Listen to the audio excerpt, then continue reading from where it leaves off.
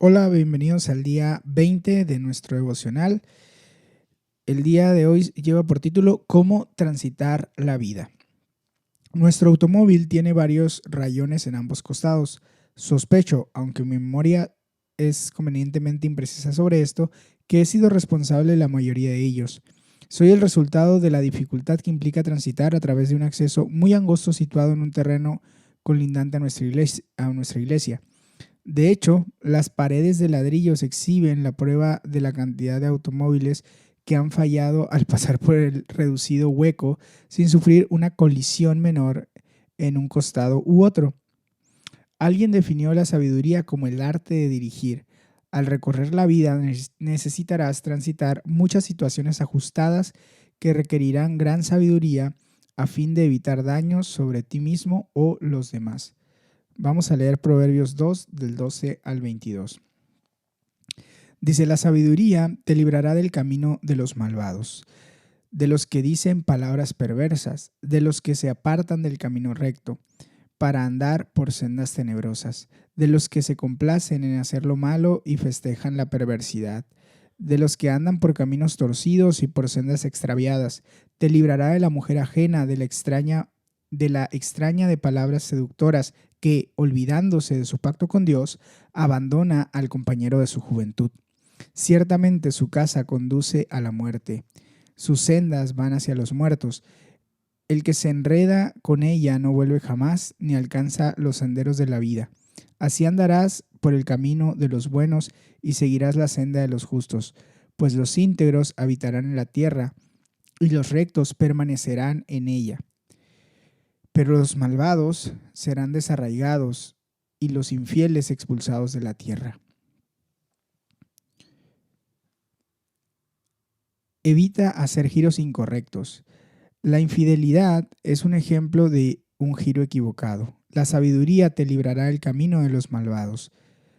Evitará que pierdas la dirección, te librará de los que andan por caminos torcidos y por sendas extraviadas.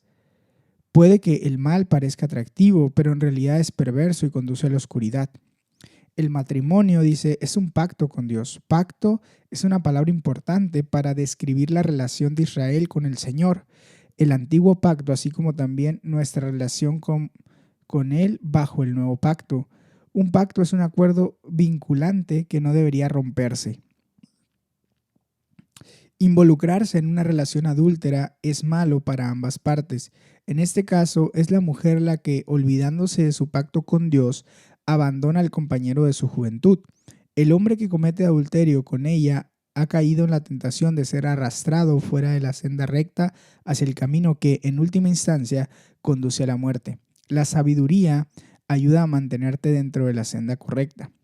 Así andarás, dice el proverbista, por el camino de los buenos y seguirás la senda de los justos. Te guardará para que camines con los íntegros, quienes caminan con rectitud. La oración dice, Señor, dame sabiduría. Ayúdame a transitar por la senda recta que conduce a la vida. Vamos a leer Mateo 14 del 1 al 21. En aquel tiempo Herodes, el tetrarca, se enteró de lo que decían de Jesús y comentó a sus sirvientes, ese es Juan el Bautista, ha resucitado. Por eso tiene poder para realizar milagros. En efecto, Herodes había arrestado a Juan, lo había encadenado y metido en la cárcel por causa de Herodías, esposa de su hermano Felipe. Es que Juan había estado diciéndole, no te es lícito tenerla por mujer. Herodes quería matarlo, pero tenía miedo a la gente, porque consideraban a Juan como un profeta.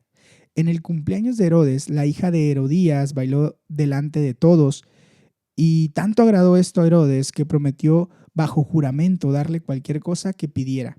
Instigada por su madre, le pidió, dame en una bandeja la cabeza de Juan el Bautista.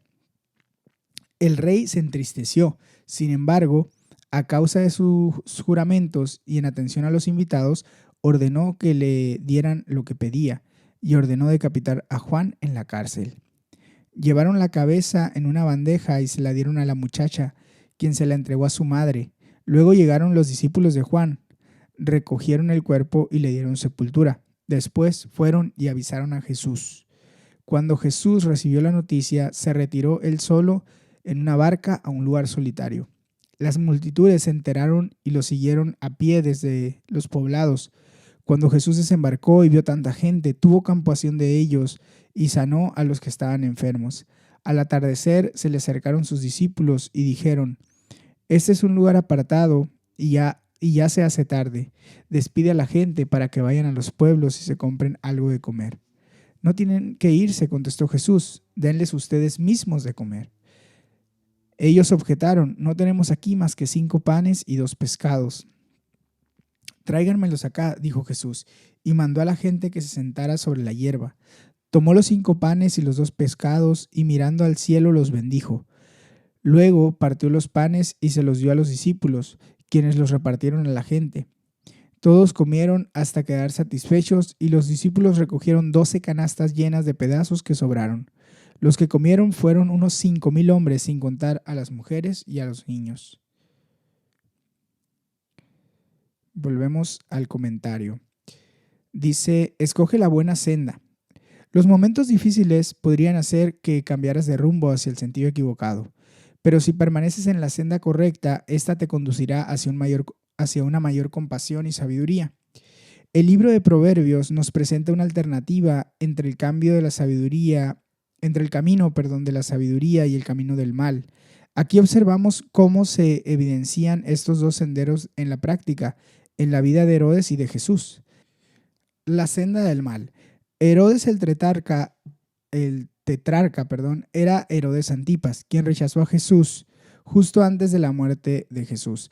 Herodes había hecho lo que el autor de Proverbios advierte: había cometido adulterio con la esposa de su hermano Herodías. Al ser confrontado con sus acciones, arrestó a Juan el Bautista, a quien había encadenado y metido en la cárcel, movido por su propia conciencia culpable. La vida de Herodes giraba en torno a la gratificación personal. Había descartado una esposa y adquirido otra. Su enfoque estaba en su propio placer en vez de considerar el dolor que sus acciones causarían a los demás, cuando menos a su hermano Felipe. Ten cuidado de que el placer personal no te interese más que las necesidades de los demás. El temor al rechazo también puede meternos en problemas. Cuando consideramos la idea de matar a Juan, Herodes dudaba porque le tenía miedo a la gente. Sin embargo, también temía el rechazo de los invitados de su fiesta y por lo tanto le concedió a la hija de Herodías la petición de la cabeza de Juan el Bautista. Cerciórate de no permitir que lo que otros piensen te importe más que hacer aquello que es correcto. Debido a que Juan el Bautista hablaba con tanta valentía, Herodes quería matarlo. Parece que el mal obró en la familia porque su sobrina, la hija de Herodías, tramó con su madre que Juan fuera decapitado. Estaban tan endurecidos por la maldad que ni siquiera les revolvió ver la cabeza de Juan el Bautista en una bandeja. La senda del bien. Los discípulos de Juan contaron a Jesús las terribles noticias. Jesús quedó claramente en shock por la muerte de su primo. Su reacción ante las malas noticias fue retirarse solo en una barca a un lugar solitario. Necesitaba estar a solas con Dios. Pero cuando sus planes fueron interrumpidos, Jesús no se irritó, como sí suele ocurrirme a mí. Es bueno hacer planes, pero también dejar que Dios los interrumpa. En virtud de su compasión, Jesús tuvo la sabiduría no solo de seguir la corriente, sino también de reaccionar activamente y sanó a los que estaban enfermos. Aún después, aún después de pasar todo esto, no aprovechó la oportunidad para aislarse de las multitudes. En cambio, las alimentó, o mejor dicho, enseñó a sus discípulos cómo alimentarlas milagrosamente. Los movilizó. Vemos la sabiduría extraordinaria de Jesús mientras transitaba a lo largo de su jornada.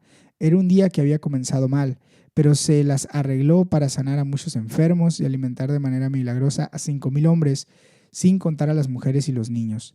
Fue un día que se recordaría a lo largo de la historia y que desde entonces ha afectado positivamente a millones de personas. Señor, que los momentos difíciles de mi vida no me saquen de la senda recta, sino que me lleven a ejercitar una mayor compasión y sabiduría. Génesis 40 y 41, vamos a leer ahora. dice así: tiempo después, el copero y el panadero del rey de Egipto ofendieron a su señor. El faraón se enojó contra estos dos oficiales suyos, es decir, contra el jefe de los coperos y el jefe de los panaderos. Así que los mandó presos a la casa del capitán de la guardia, que era la misma cárcel donde estaba preso José. Allí el capitán de la guardia encargó a José que atendiera a estos funcionarios. Después de haber estado algún tiempo en la cárcel, una noche los dos funcionarios, es decir, el copero y el panadero, tuvieron cada uno un sueño, cada uno con su propio significado. A la mañana siguiente, cuando José fue a verlos, los encontró muy preocupados. Por eso preguntó a los oficiales del faraón que estaban con él en la prisión: ¿por qué andan hoy tan cabizbajos? Los dos tuvimos un sueño, respondieron, y no hay nadie que nos lo interprete. ¿Acaso no es Dios quien da la interpretación?, preguntó José. ¿Por qué no me cuentan lo que soñaron? Entonces el jefe de los coperos contó a José el sueño que había tenido. Soñé que frente a mí había una vid, la cual tenía 3 ramas. En cuanto la vid echó brotes, floreció y maduraron las uvas en los racimos. Yo tenía la copa del faraón en la mano. Tomé las uvas, las exprimí en la copa y luego puse la copa en manos del faraón. Entonces José dijo: esta es la interpretación de tu sueño. Las 3 ramas son 3 días. Dentro de los próximos 3 días el faraón lo indultará a usted y volverá a colocarlo a su cargo. Usted volverá a poner la copa del faraón en su mano, tal como lo hacía antes, cuando era su copero. Yo le ruego que no se olvide de mí. Por favor, cuando todo se haya arreglado, háblele usted de mí al faraón para que me saque de esta cárcel. A mí me trajeron por la fuerza de la tierra de los hebreos. Yo no hice nada aquí para que me echen en la cárcel. Al ver que la interpretación había sido favorable, el jefe de los panaderos dijo a José: yo también tuve un sueño. En ese sueño llevaba yo 3 canastas de pan sobre la cabeza. En la canasta de arriba había un gran surtido de repostería para el faraón, pero las aves venían a comer de la canasta que llevaba sobre la cabeza. José respondió: esta es la interpretación de tu sueño. Las 3 canastas son 3 días. Dentro de los próximos 3 días el faraón mandará que a usted lo decapiten y lo cuelguen de un árbol y las aves devorarán su cuerpo. En efecto, 3 días después el faraón celebró su cumpleaños y ofreció una gran fiesta para todos sus funcionarios. En presencia de todos mandó sacar de la cárcel al jefe de los coperos y al jefe de los panaderos. Al jefe de los coperos lo restituyó en su cargo para que, una vez más, pusiera la copa en manos del faraón. Pero tal como lo había predicho José, al jefe de los panaderos mandó que lo ahorcaran.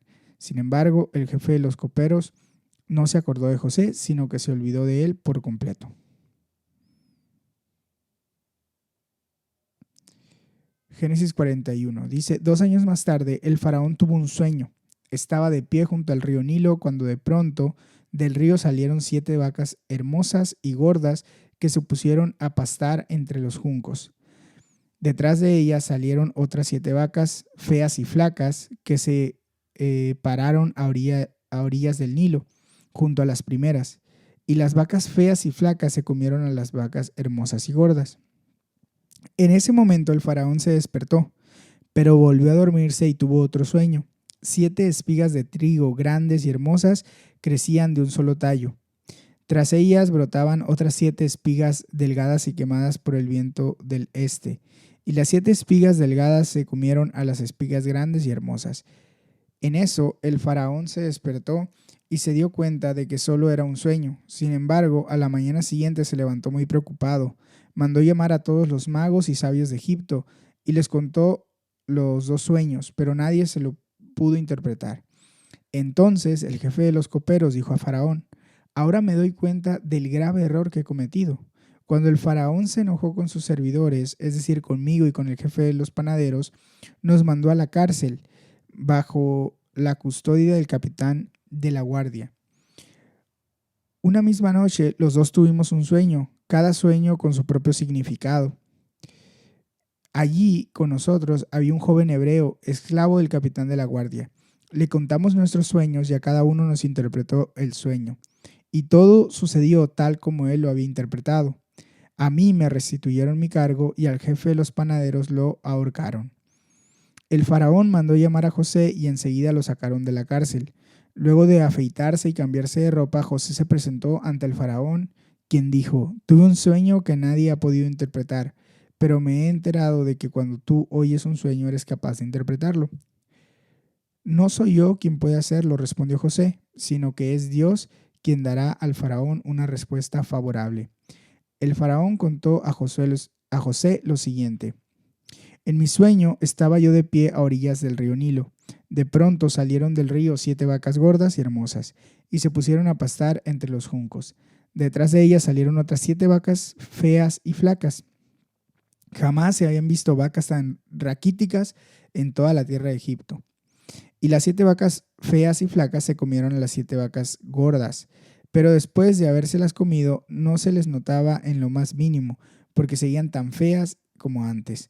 Entonces me desperté. Después tuve otro sueño.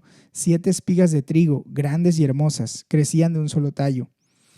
Tras ellas brotaron otras 7 espigas marchitas, delgadas y quemadas por el viento del este. Las 7 espigas delgadas se comieron a las espigas grandes y hermosas. Todo esto se lo conté a los magos, pero ninguno de ellos me lo pudo interpretar. José explicó al faraón: en realidad, los 2 sueños del faraón son uno solo. Dios le ha anunciado lo que está por hacer. Las 7 vacas hermosas y las 7 espigas hermosas son 7 años. Se trata del mismo sueño.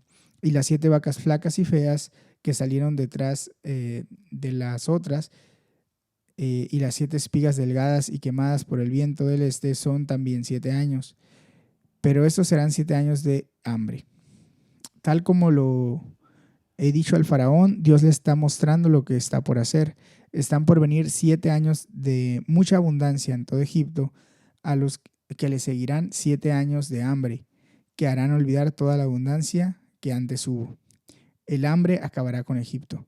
Tan terrible será el hambre que nadie se acordará de la abundancia que antes hubo en el país.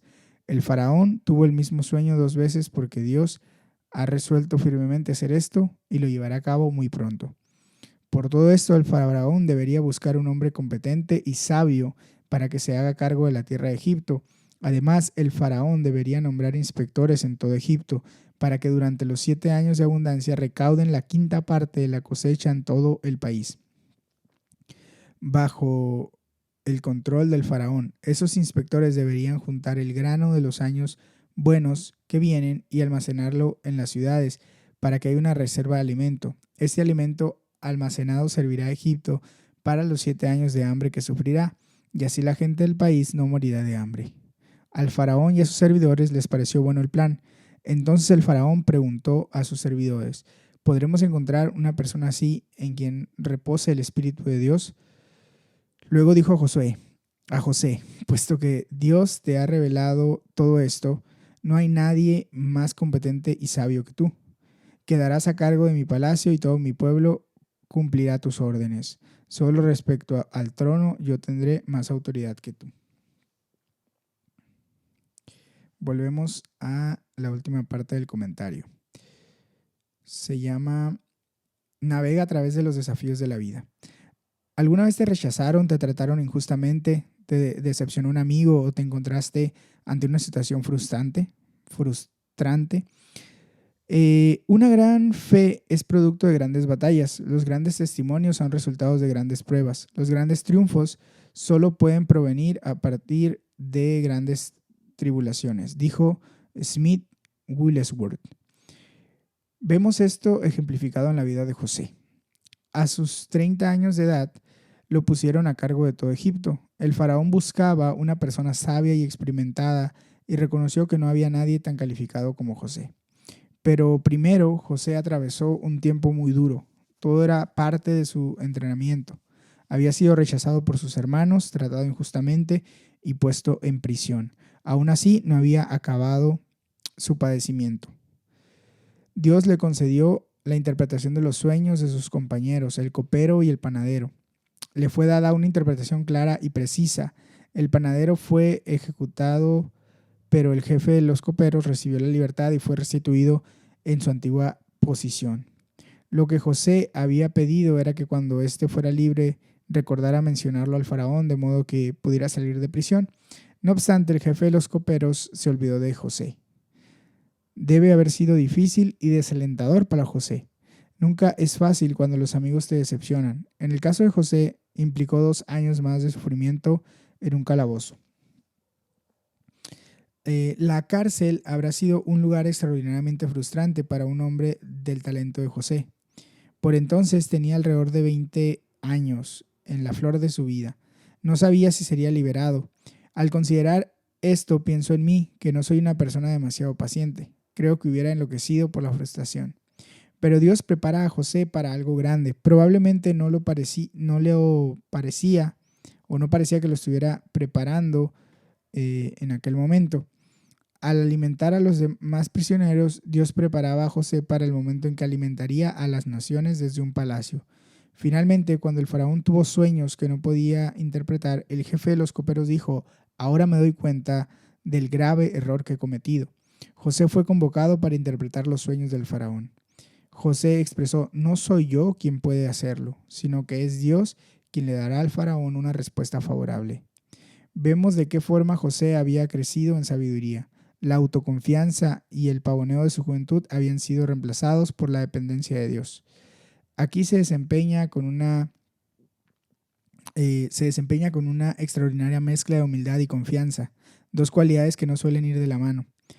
Esta es la clase de humildad y confianza que necesitamos para enfrentar los desafíos de la vida.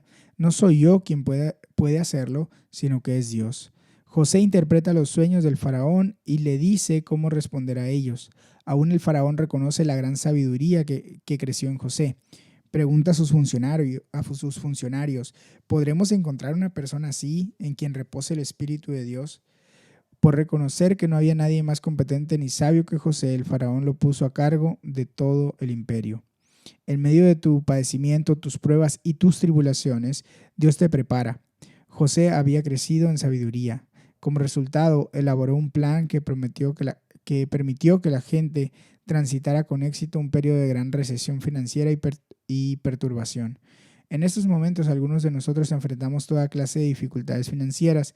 Quizá el apoyo y la sabiduría de Dios no siempre cambien la situación, pero te ayudarán a transitar en medio de esas batallas que enfrentes. Gracias, Señor, por la forma en que utilizas los momentos difíciles en mi vida. Ayúdame a crecer en sabiduría, a estar confiado en ti y transitar con madurez los retos y los desafíos de la vida. Pipa añade: me impresiona muchísimo José. Más allá de ser un poco engreído cuando era niño, José no dio pasos equivocados. Bueno, tal vez hubiera necesitado un poco más de tacto al tratar con el panadero. Pese a todo lo malo que hicieron en su contra, no hay indicios de amargura ni dudas con respecto a Dios. Se muestra respetuoso con el faraón, pero deja claro que es Dios, no él, quien interpreta los sueños. Su fanfarronería infantil se ha evaporado y toda la gloria es para Dios. Ni siquiera trata de negociar para obtener la libertad. No es de sorprenderse que el faraón quedara impresionado con él. Ahora José está de pie como alguien humilde, confiado y listo para ser usado por Dios. Muy bien, hasta aquí llega el devocional de hoy. Espero que esté siendo de edificación. Que tengas un excelente día. Dios te bendiga.